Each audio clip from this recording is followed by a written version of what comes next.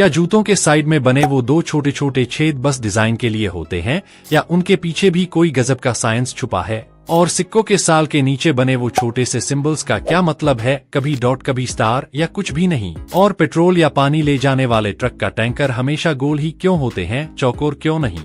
और सबसे बड़ा सवाल, सिम कार्ड में असली सोने का ही इस्तेमाल क्यों किया जाता है और उसके ऊपर ऐसी लाइंस क्यों होती है जैसे आप इन्हें आज तक देखते आ रहे थे?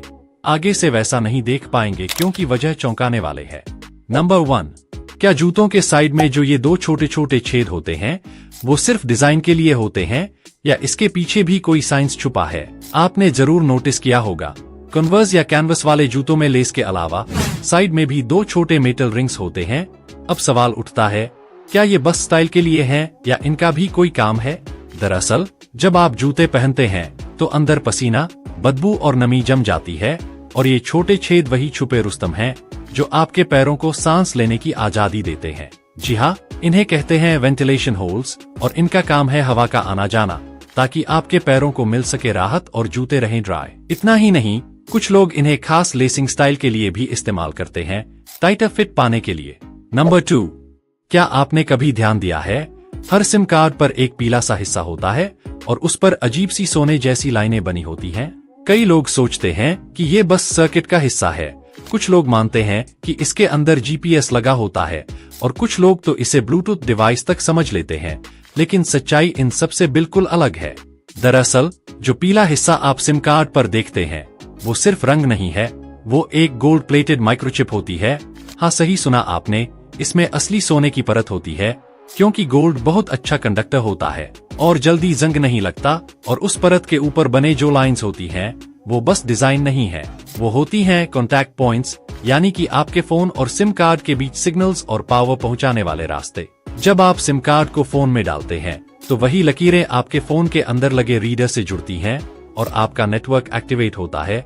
सिम कार्ड खुद कोई सिग्नल नहीं भेजता, वो तो बस आपकी आइडेंटिटी होती है मोबाइल नेटवर्क के लिए। अब सवाल है, क्या सिम कार्ड में जीपीएस होता है?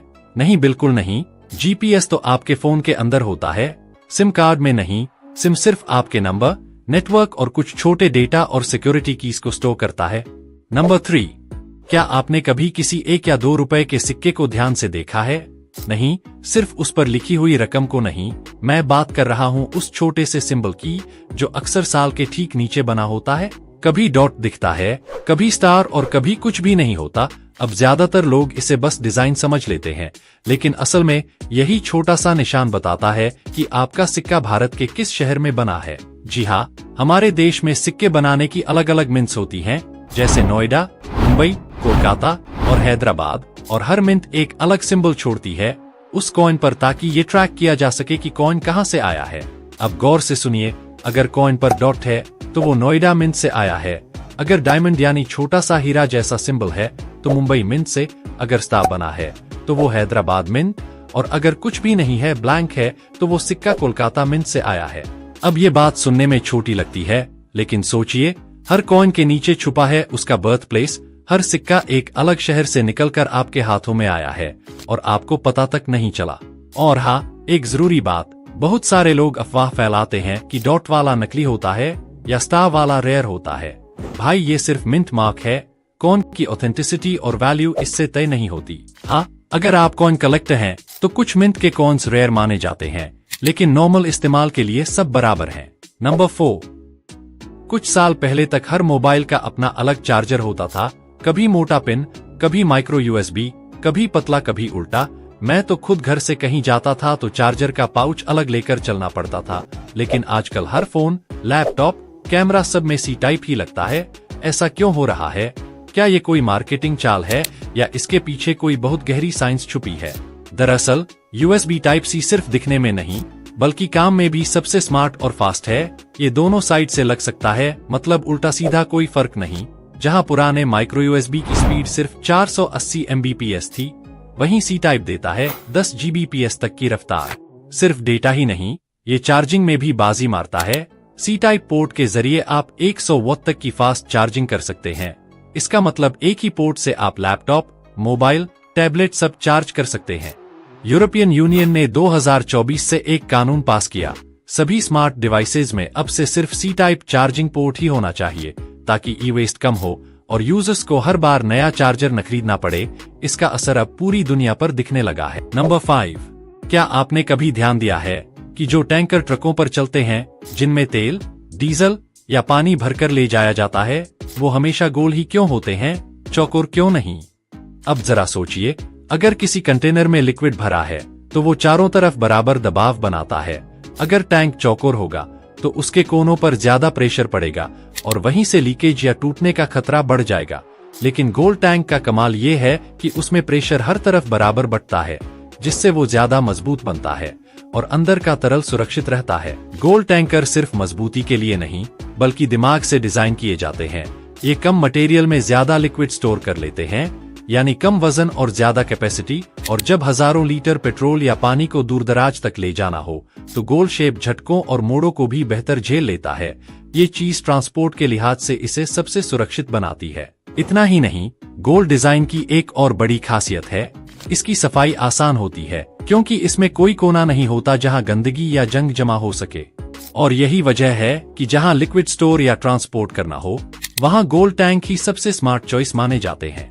नंबर 6, हम सबने कभी ना कभी ये देखा है, पक्षी जो इतनी ऊंचाई से उड़ सकते हैं, जो दिशा पहचान सकते हैं, वो कैसे इतनी बुरी तरह किसी कांच की खिड़की से टकरा जाते हैं। क्या उन्हें शीशा दिखता ही नहीं? क्या वो इतने बेवकूफ हैं? नहीं, वो बेवकूफ नहीं है। अब सुनिए असली बात। दरअसल कांच यानी ग्लास एक ऐसी चीज है जो नेचुरल दुनिया में कभी पाई ही नहीं जाती। पक्षियों का दिमाग लाखों सालों से पेड़, बादल, हवा और रोशनी पहचानने के लिए बना है, ट्रांसपेरेंसी या रिफ्लेक्शन समझने के लिए नहीं।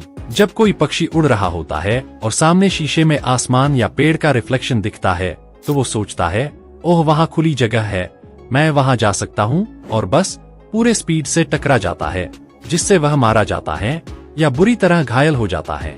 कई बार तो कांच पूरी तरह ट्रांसपेरेंट होता है, ऐसा लगता है कि रास्ता है, लेकिन असल में वो एक इनविजिबल वॉल होता है। नंबर 7, कभी किसी लिफ्ट में गए हो और सामने दीवार की जगह एक बड़ा सा शीशा टंगा मिला। आपने भी कभी ना कभी उस शीशे में खुद को देखा होगा, बाल सेट किए होंगे या सेल्फी लेने की कोशिश की होगी, है ना? क्योंकि हम सोचते हैं लक्जरी लिफ्ट है, डिजाइन के लिए लगा होगा, लेकिन सच्चाई इससे कहीं ज्यादा गहरी है। दरअसल लिफ्ट एक बंद डिब्बा होता है, इससे कई लोगों को तो घबराहट तक होती है। अब इमेजिन करो तुम अकेले हो, एक टाइट सी लिफ्ट में 10वीं मंजिल तक जाना है, कोई खिड़की नहीं, कोई आवाज नहीं, बस तुम और दीवारें। ऐसे में एक शीशा जो तुम्हें खुद को देखने का मौका देता है, तुम्हारे दिमाग को आराम देता है। साइकोलॉजिकली जब इंसान खुद को देखता है तो थोड़ी देर के लिए खुद से डिस्ट्रैक्ट हो जाता है, घबराहट और नर्वसनेस कम होती है। और मैं तो कहता हूँ लिफ्ट का मिरर एक छुपा हुआ थेरेपिस्ट है। दूसरी बड़ी वजह, इंक्लूसिविटी और ह्यूमैनिटी। मिरर स्पेशली उन लोगों के लिए हेल्प करता है जो व्हीलचेयर में होते हैं या जिन्हें मोबिलिटी इशू होती है। वो लोग पीछे नहीं देख सकते, पर शीशे में लिफ्ट का पूरा व्यू देखकर समझ सकते हैं कि कौन अंदर है, दरवाजा खुला है या नहीं। समझ रहे हो ना? एक मिरर उनके लिए आंखों जैसा काम